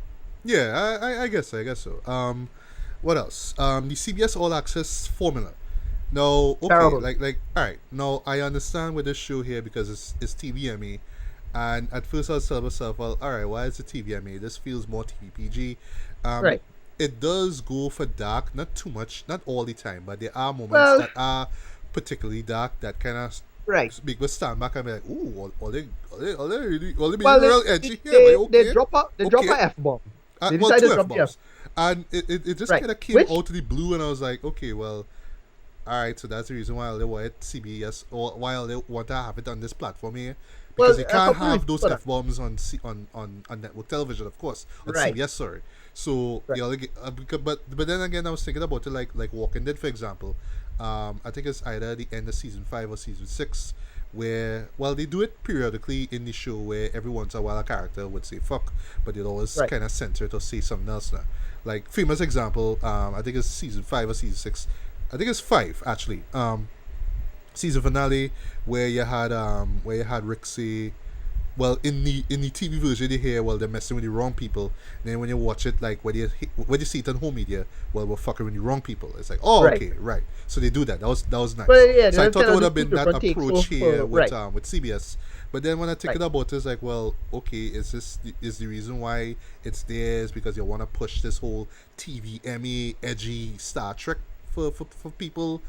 I don't know if this really makes any sense. Why not just keep it on CBS, and then if they want to see the uncut version, like say with Comedy Central, for example, Right. you go on that platform and you see it there. You know, I thought it was like that Well, approach. I suspect. Okay, so why they avoid the network stuff entirely is because you're not sure how the ratings might play out on a show like CBS. No? Like sci-fi don't okay. play too well on CBS, even though CBS was the original space for Star Trek. For Star Trek, yeah. It was, but I understand the decision from a business making standpoint, right? And they know, all right, the audience will be more online. Let us take that gamble because all access is not that expensive. You could just take it on and it could cancel it at any time anyway. So it's not like this big commitment. Right. So I suspect people didn't pay that much. At most, they probably paid for the entire run of the season. Yeah. It's like what, $50 or whatever it is now. Okay. Right. So that's not a big call. I mean, in the end of the day, the cost effectiveness, so the average consumer is fine. However, I just thought it was just a bad system because there's no other reason for me to get all access. It's clumsy. I had to go out of my way to get it, but whatever. I like Star Trek enough, and I find the season was good. I actually liked it. So it's not a big problem. What I would say though, like I don't know if they have any other shows at the moment, but They have a hand- they what? They have a handful, but it's the only thing anybody watching would be Discovery. Right. Okay. But yeah, so to me, it kind of came off like an excuse to be all edgy and stuff, and I didn't mind it. Well, in the case of the F bomb, that made some sense because Tilly's character is it's strongly implied, and I wouldn't be surprised if they say so. Tilly's character is more than likely supposed to be autistic now. That would explain that kind of.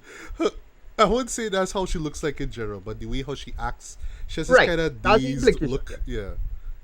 And So I she just don't find really that so funny. she really about get somebody, people, and she will like say things inappropriate, and she really have a filter, that kind of stuff. Yeah. And you do get that like in Hollywood movies. You always have that awkward character say something out of time, and so it's like that, you know. But she's not stereotypically autistic. Like they have her somewhat high functioning now, so they're not, it works because so it makes sense that her just dropping the F bomb because it's like somebody like that would say something like that. Yeah. Right. Again, it's I get what they're trying to go for with characters to write. Again, characterization, other than DS9, these are better characters by far than Voyager and TNG for the most part. In fact, TNG, when you think about it, a lot of TNG doesn't hold up. There's only 3 characters in TNG that are good in my opinion. Everybody else kind of sucks, right? It's only Picard, Data, and Worf. Right. So I get why you get why they decide to make decisions for every character overall, though. Right. Yeah. Okay. But yeah, just wrapping up the whole CBS All Access thing. So yeah, I do like the dark, edgy approach it sometimes. But what I like though is that they don't go too far. Like this is not Walking Dead where you're seeing a bunch of blood and guts and stuff. They are like bloody moments or moments where it's implied that something gory or something violent or brutal has taken place, but it's never to the point of being too gratuitous. So I like that. I like that there is progression in the Star Trek universe. It's not just played it safe because it's Star Trek and it has its fans. So imagine a bunch of 50-year-olds watching this thing. Like I don't know if they'll watch this and be like, oh my god, this is so violent. I don't know. I can't really say, but I think that in terms of just being a modern series, it works. And it shows that Star Trek has some bite, man. I mean, come on, why not? It's 2018, dog. Well, I mentioned cinematography. Well, cinematography, I say look gorgeous.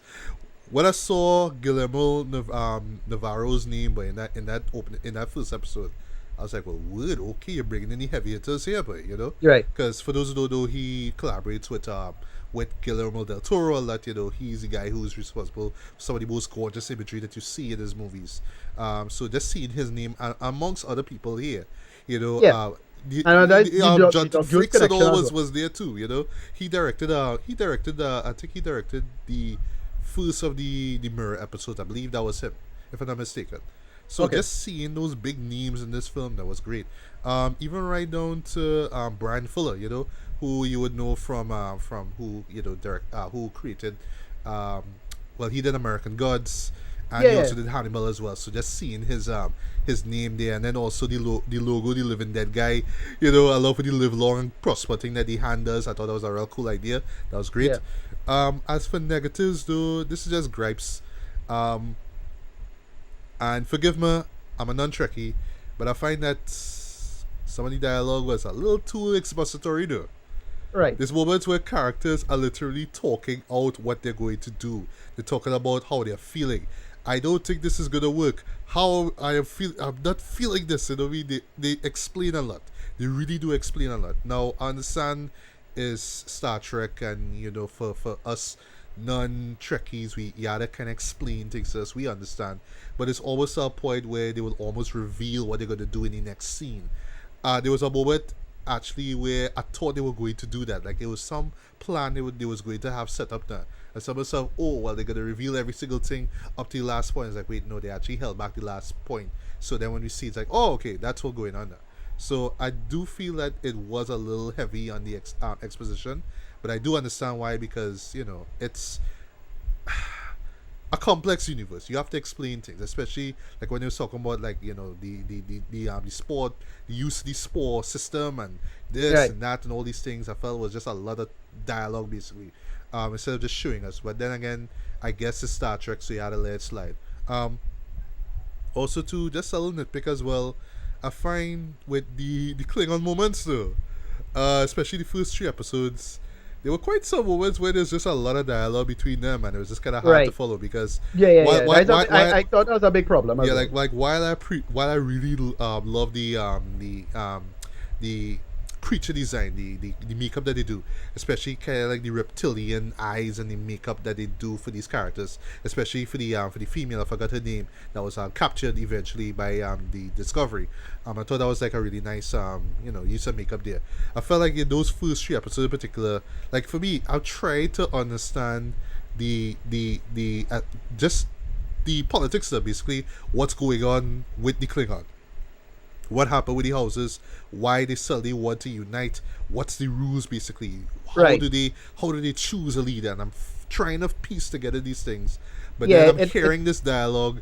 yeah, And there's a little too yeah, I agree with you. There's a little too much exposition, especially everything in subtitles. That was a problem. Like I yeah, get yeah. Like I from was a reading nerdy subs, standpoint, and it it was worked kind yeah, of, but yeah, yeah. that thing that was a bit much. They should And have translated and done. yeah, the thing is, like, I was reading the subs and I was trying to keep up, but Right, it's oftentimes kind of hard to it's keep kind up of with you. cutting back to other characters and I'm trying to make out, oh, you are this guy and you are that guy.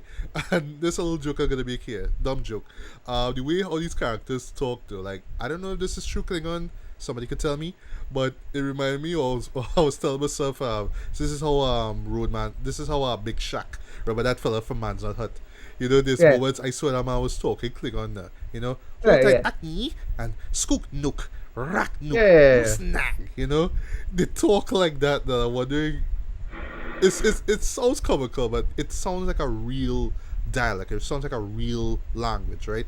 But is this real Klingon or is this just Klingon that they create for the show? I don't know if the language evolved. I don't know because like I was asking myself those questions like if the language evolved later on with Next Generation and all those other spin-offs, Not really. They or what is this happens the that they real no, it's Klingon pretty tongue? accurate. Okay.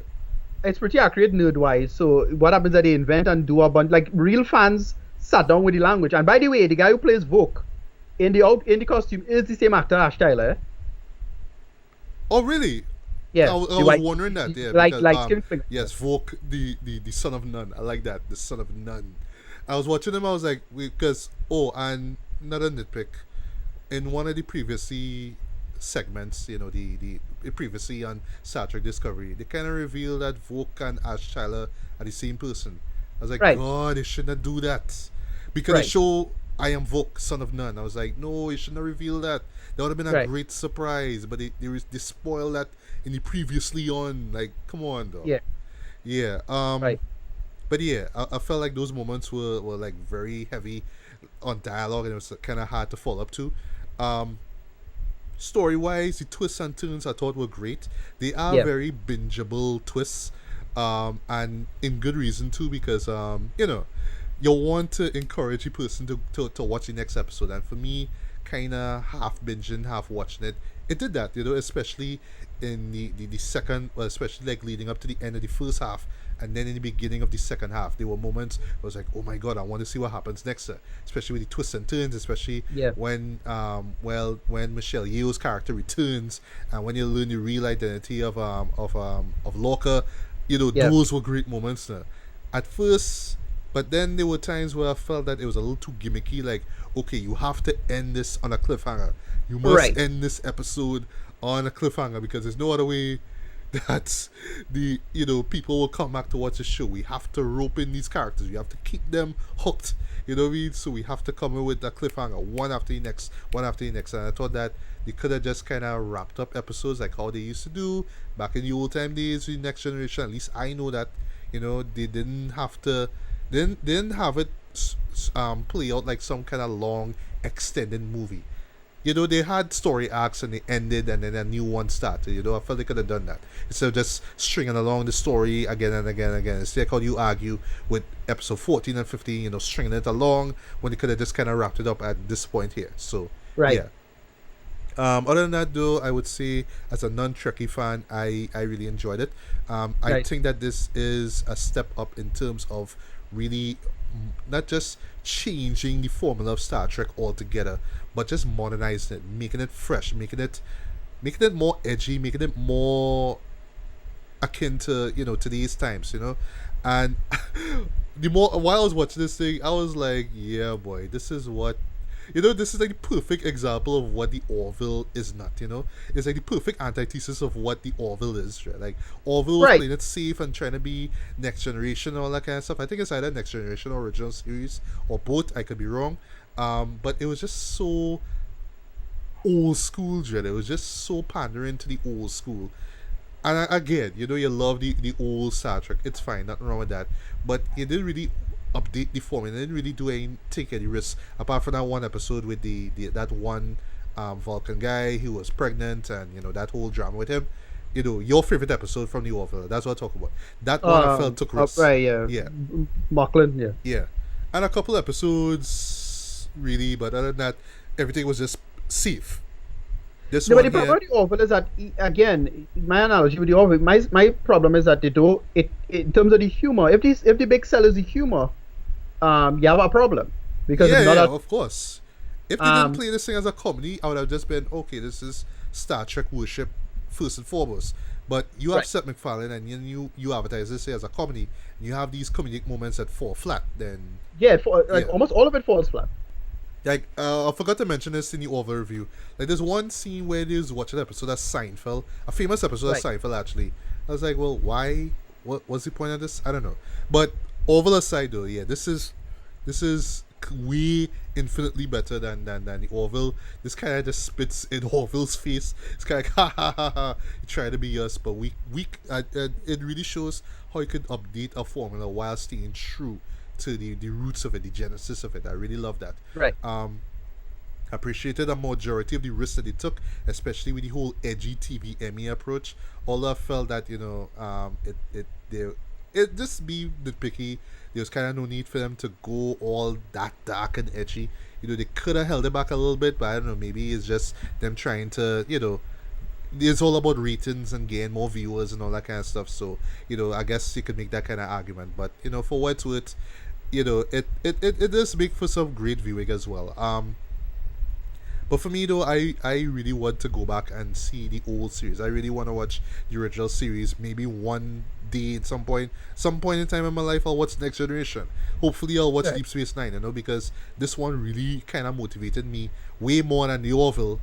Because yeah, Orville was all about remember those nice times, how nice Yeah. Star Trek was, and it kind of make you want to go back to that. No, Discovery make me want to go back now to watch these Right. old series.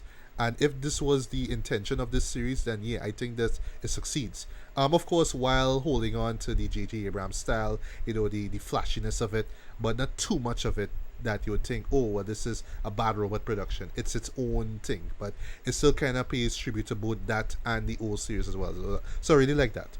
While it's not perfect, especially with the dialogue and the characters and stuff like that, and certain iffy things that happen, especially nearing the end, I still think that this was solid business. This was entertaining. It didn't really Yeah. grip me as much as I expected to. Like I didn't really binge this whole thing from start to end. But it still kept my interest. It still had very compelling characters. It still had a narrative with a lot of twists and turns, and just a lot of surprises and just a lot of energy and heart and just I don't know, just them reminding you why Star Trek is so damn influential and great and timeless. I don't know what the future of this series is going to be, but I just hope that it just gets better and better and better. I don't know if we're going to get any more spin offs. Star Trek fans could argue for days as to whether this thing is a true Star Trek show, but for me, I think it is one for me. I would say it's one of the best that I have seen personally, and I don't want to just stop at that. So don't Right. worry, fellow Trekkie. I do want to watch the old series. I do want to learn more. You know what I mean? I am inspired now to see more of the Star Trek universe and learn more about it too. So Right. for me, I would give this a decent 4 to 5. Right. While Okay. it's not the best thing I've seen in a long while, it is certainly one of the better sci-fi series I've seen in quite some time actually. And in terms of Right. Star Trek shows, it is one of the best that I've seen. And I do want to see more, not just in Discovery, but also with the original series, Deep Space Nine, and yes, the Next Generation as well. So if you're a Right. Trekkie fan, yeah, there's much to like about it. You mightn't like everything about it, but come on. I mean, it's 2018. You can't be going back in time like what the Orville did and pandering, Right. and playing this whole nostalgia bait thing again. You have to move on. You have to update it. But yeah, as far as Star Trek shows go, I really enjoy this. So yeah, by all means, check out Star Trek Discovery. Yeah. So I any give last it a words on Yeah, Discovery? I give it as a finale, and I said the finale was the last episode was a little bit of letdown, but if it wasn't for that, it would have gotten a lot higher score. I would have given this about I give it about a 7 out of 10, if anything. All A right, little bit, that's fair. Yeah. yeah, But a little but do bit you but worse. do you see Star Trek fans, like the true fans, not the bullshitters, the true fans, really Right. enjoying this, or just like Yeah. People generally defend. In fact, a lot of people defend like it a lot more than I did. But for the most part, I like it a lot more than the average. Well, the average hater seems to like it for. And I find myself saying, okay, cool, it in a nice direction. We might get to see in first the new season. I hope this guy comes back. Oh God, what do you call him? Loka? Sorry. No, the guy who plays Pike in the movies. I hope they get him back as an actor to play Pike in the show because he's mentioned in the finale. Yes. Oh gosh, he was in American. He was in He was in The People versus O.J. Simpson. Right. Bruce Yeah, Greenwood, Bruce- right? Bruce Yes. Greenwood. Yeah. Bruce Greenwood, he played Pike in the movies, and you could easily cast him again, for Pike in this new season. But he'll have to be younger, of course, right? Not really. No, because Kirk was young at the same time, so it could be roughly the same time. Kirk becomes captain earlier, Yeah. Okay. All right. Well, so it's not I a forgot about problem. that. Like, so it could be the same age. It's fine. And they could get. Okay, so Gene Roddenberry's wife, she played the number one in the original pilot with Captain Christopher Pike when he was captain of the Enterprise. Oh really? So they Okay. could get. So they'll probably recast her, whoever I forget. In fact, as far as I know, the character doesn't have a name. I think she's just called Number One. And so whoever Majel Barrett, well, her name is Majel Barrett, Majel Roddenberry. Mhm. Majel Barrett, whoever her character was, they could recast her and give her a proper name this time. So you'll probably get to see her. We may not get to see Spock or Kirk. I doubt it. Might see Spock, but I doubt we'll see Kirk at all for this series. Now, as I say that, I'm wondering if it's gonna be the same actors, like Spock. I understand seeing him because he has acting Yeah, television. if they could get back but Zachary Chris Quinto, Pine, that'd be Zachary great. Quinto, sorry, but Chris Yeah, that'd Pine be great. though, I feel he too big for this. No, he too big for No, TV. but to me, if they could get Jason Isaac and Michelle Yeoh, come on, he not bigger than them. Well, good point. But they're not Well, see it. A B-list actors. At least. Thank At the He not bigger than them. They could get him. Yeah, I guess so. I mean, it would be a Yeah, nice there's how much little... money they're willing to spend. So we Yeah. go see. I don't know. And it would be a great little... I don't want to say a crossover, but a nice little, nod to, J.J. Abrams. So it's like, yes, they do connect. Yes, they do Yeah, matter. it's they do just count. Spock in a different universe. It's like the young Spock. That is it. I mean, I don't really need to see that, frankly, because again, I really wanted Discovery to not be a prequel and go somewhere else now. And then it will justify why the Spore Drive not mentioned at all. Because it Right. disappeared. Research is lost. Yeah. So whatever. And, as I mentioned that, I was wondering if the Spore Drive itself would have, like, this real catastrophic side effect, apart from them going back in... Well, the they mentioned some But of I that. thought it was, like, to the because point of the unethical Federation. and a problem. Right, but I thought it was to the point of the Federation when they say, okay, well, we can't use this anymore, it's banned or something, let's use a new means of, Right. traveling. And Well, they kind of imply that they couldn't use anymore with the Spore Drive running out of spores at the end of the episode 13. But then they decided to grow back a new bunch on a moon. So it's like, well, okay, rather convenient, I must say. right. Especially the way how Which I it's didn't done, mind. but I thought all that's fine. Okay. So, with all that being said, Ricardo, where can we find you online? You can find me, Ampersat, that is at Rmedi on Twitter. That is at RMEDY on Twitter. And you can just type in Ricardo Medina on Facebook, you should find me there. Alright, you can also find me on Twitter. Look for Legally Black MJB, capital letters. You can also find me on Facebook. Just look for my name, Matthew Bailey, along with a Legally Black blog, official fan base, where you find a link to this podcast here, as well as the others that we've done over the past couple of years or so. And also, I'm on Instagram. At the moment, my handle is Matthew Bailey Reviews, but I may change that up during the later on during the year. I do that. I go through a light at the crisis right now, trying to establish myself and my brand and all that kind of stuff. So that name might change, but when it does change, I'll let you guys know as soon as. But at the moment is Matthew Bailey Reviews at Instagram. So in closing, stuff to look forward to. We are going to have another collab, another special collab. This time it's gonna be about that movie that already Americans are loving. This is the movie that Kendrick Lamar bought out 3 cinemas for inner city youths to go and see. They bought a video for that song. Black Panther. Yeah. Yes, and they bought a video for that song. Yes, they bought a video for Lamina. Yeah. Yeah. King's Dead. And just quick run through the album. I listened to it. I may mention it in the Black Panther review that we'll have in our next episode. But yeah, as a soundtrack, but it's really music inspired by the movie. It's decent. It's not the best thing in the world, but it's alright. And some of the songs work, some of them don't really work, but it's just really about TDE. It's all about TDE basically. Not so much about Marvel and Black Panther. But all that aside though, yes, we will be doing a special collab of about Black Panther. So you'll talk about the movie and what makes it work, and maybe 1 or 2 negatives, because I don't want to say right off the bat that it's gonna be a 100% perfect movie. They're gonna have a couple of flaws, but it's whether the good outweighs the bad. Alright, so that's pretty much about it. So once again, guys, good morning, good afternoon, good evening, good night, whenever you listen to this. This was Matthew Bailey and Ricardo Medina. And we are signing off from another episode of BSB to Bailey. So until the next one, take care. Look out for us live at Wakanda in our next episode of BSB to Bailey. So take care. Peace. Alright.